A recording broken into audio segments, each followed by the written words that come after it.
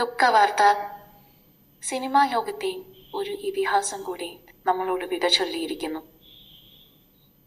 Glamour ലോകത്തെ കോടികളുടെ പ്രഭയ്ക്കുമപ്പുറം തമിഴ് മണ്ണിലെ പച്ചയായ മനുഷ്യരുടെ കഥകൾ പറഞ്ഞ് ഇന്ത്യൻ സിനിമയുടെ ദിശ തന്നെ മാറ്റിമറിച്ച ഒരു മഹാപ്രതിഭയുണ്ട്. സംവിധാനത്തിലെ രാജാവ് എന്ന ദക്ഷിണേന്ത്യൻ ചലച്ചിത്ര ലോകം ആദരവോടെ വിളിച്ച പി ഭാരതിരാജ 4 പതിറ്റാണ്ടുകളോളം ദക്ഷിണേന്ത്യൻ സിനിമയെ തന്റെ തോളിലേറ്റിയ ആ ചലച്ചിത്ര വിസ്മയം വിട പറഞ്ഞപ്പോൾ വല്ലാത്തൊരു നൊമ്പരത്തോടെയാണ് സിനിമാ പ്രേമികൾ അദ്ദേഹത്തെ ഓർക്കുന്നത്.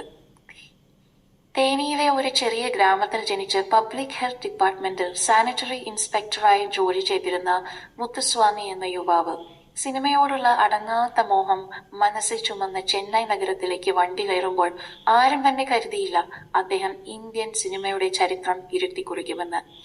SR പുട്ടണ്ണ, M കൃഷ്ണൻ നായർ എന്നിവരുടെ സഹസംവിധായകനായി സിനിമാ പാഠങ്ങൾ പഠിച്ച അദ്ദേഹം 1977 സ്വതന്ത്ര സംവിധായകനായി അരങ്ങേറ്റം കുറിക്കുന്നത്. അതായിരുന്നു 16 വയതിനിലെ. ഇൻഡോർ സെറ്റുകളിൽ തളച്ചിട്ടിരുന്ന തമിഴ് സിനിമയെ തമിഴ്നാട്ടിലെ പച്ചപ്പുള്ള ഗ്രാമങ്ങളിലേക്ക് ഇറക്കിക്കൊണ്ടുവന്ന വിപ്ലവമായിരുന്നു ആ ചിത്രം.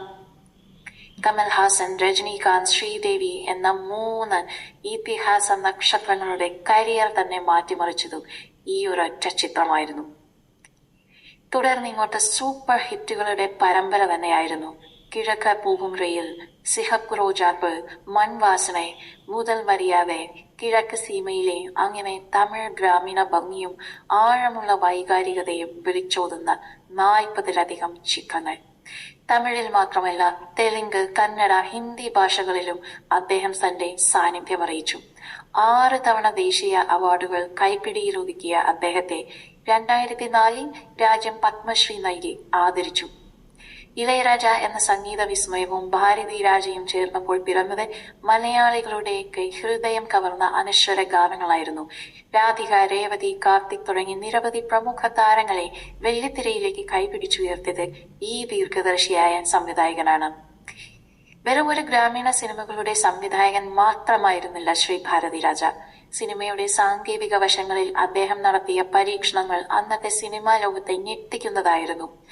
Sound system. നിഴലുകൾ എന്ന ചിത്രത്തിലൂടെ സീരിയോഫോണിക് സൗണ്ട് സിസ്റ്റം ആദ്യമായി തമിഴ് സിനിമയിലേക്ക് കൊണ്ടുവന്നത് ഇദ്ദേഹമാണ്. റസൂൽ പൂക്കുട്ടിയെ പോലുള്ള ഓസ്കാർ ജേതാക്കളായ ശബ്ദലേഖകർ പോലും ഭാരതിരാജയുടെ സിനിമകളിലെ ശബ്ദവിന്യാസങ്ങൾ കണ്ടാണ് തങ്ങൾ വളർന്നതെന്ന് സാക്ഷ്യപ്പെടുത്തിയിട്ടുണ്ട്. മലയാള സിനിമയുമായും അദ്ദേഹത്തിന് ആഴത്തിലുള്ള ഒരു വൈകാരിക ബന്ധമുണ്ടായിരുന്നു. മലയാളത്തിന്റെ മണ്ണിലും മനുഷ്യരിലും അദ്ദേഹം കണ്ട തനിമ തന്റെ പല സിനിമകളിലും പ്രതിഫലിച്ചു. അലൈകൾ ഓയ്വതില്ലേ എന്ന ചിത്രത്തിലൂടെ കാർത്തികിനെയും രാധയെയും അവതരിപ്പിച്ച് ദക്ഷിണേന്ത്യയിലാകെ സൃഷ്ടിച്ച ആ പ്രണയതരംഗം ഇന്നും മലയാളികൾ മറന്നിട്ടില്ല. റിയലിസ്റ്റിക് സിനിമകൾക്ക് ഇത്രയും വലിയ ജനപ്രീതി നേടാൻ കഴിയുമെന്ന് ഇൻഡസ്ട്രിയെ പഠിപ്പിച്ചത് ഭാരതിരാജ എന്ന ഈ വിപ്ലവകാരിയാണ്. എന്നാൽ ഭാരതിരാജ എന്ന കലാകാരന് ഏറ്റവും വലിയ അത്ഭുതം സംഭവിച്ചത് അദ്ദേഹത്തിന്റെ കരിയറിന്റെ 2ാം പകുതിയിലാണ്. ക്യാമറയ്ക്ക് പിന്നിൽ നിന്ന് ക്യാമറയ്ക്ക് മുന്നിലേക്ക് അദ്ദേഹം അനായാസം ചുവടുവെച്ചു. ആയുധ എഴുത്ത്, പാണ്ഡ്യനാട് തുടങ്ങിയ ചിത്രങ്ങളിൽ തുടങ്ങിയ അഭിനയ യാത്ര പുതിയ തലമുറയെ പോലെ ഞെട്ടിച്ചു കളഞ്ഞു. ധനുഷ് നായകനായ തിരുച്ചിക്കാമ്പലം എന്ന ചിത്രത്തിലെ തമാശക്കാരനായ എന്നാൽ സ്നേഹനിധിയായ അപ്പൂപ്പൻ വേഷം ദക്ഷിണേന്ത്യയിലാകെ വൻ തരംഗമായി മാറിയിരുന്നു. വയസ്സുകാലത്തും ഏത് നവതലമുറ നടന്മാരോടും ഒപ്പത്തിനൊപ്പം നിൽക്കാനുള്ള അദ്ദേഹത്തിന്റെ കഴിവ് വിസ്മയിപ്പിക്കുന്നതായിരുന്നു. തുടരും എന്ന ചിത്രത്തിലടക്കം അദ്ദേഹം കൈകാര്യം ചെയ്ത ഏറ്റവും ഒടുവിലത്തെ വേഷങ്ങൾ ഓരോന്നും ആ അഭിനയ പ്രതിഭയുടെ തെളിവുകളായിരുന്നു. കരിയറിന്റെ കൊടുമുടിയിൽ നിൽക്കുമ്പോഴും വ്യക്തി ജീവിതത്തിൽ അദ്ദേഹത്തെ തളർത്തിയത് കഴിഞ്ഞ വർഷം ഉണ്ടായ സ്വന്തം മകന്റെ വേർപാടായിരുന്നു. ആ ആഘാതവും വാർദ്ധക്യ സഹജമായ അസുഖങ്ങളും ആ പ്രതിഭയെ വല്ലാതെ തളർത്തി. ചെന്നൈ മീലാങ്കരയിലെ വസതിയിൽ വെച്ചായിരുന്നു അശാന്തമായ അന്ത്യം. തമിഴ് സിനിമയുടെ യഥാർത്ഥ സ്കൂൾ ഓഫ് ഫിലിം മേക്കിംഗ് ഭാരതിരാജയായിരുന്നു എന്നാണ് പ്രശസ്ത നടി ഖുശ്ബു കുറിച്ചത്. ഒരു തലമുറയെ മുഴുവൻ സിനിമ കാണാനും സ്നേഹിക്കാനും പഠിപ്പിച്ച ആ സംവിധാന മന്നൻ വിടവാങ്ങുമ്പോൾ വെള്ളിത്തിരയിൽ അദ്ദേഹം അവശേഷിപ്പിച്ചു പോയത് കാലത്തിന് മായ്ക്കാനാവാത്ത വലിയ ഒരു മുദ്രയാണ്. തമിഴ് മണ്ണിലെ ആ പ്രകൃതിയുടെ കലാകാരന് കണ്ണീരോടെ നമുക്ക് ആദരാഞ്ജലികൾ നേരാം. പ്രിയ ഭാരതി രാജ സർ, നിങ്ങളുടെ സിനിമകളിലൂടെയും ഓർമ്മകളിലൂടെയും നിങ്ങൾ എന്നും ജീവിക്കും.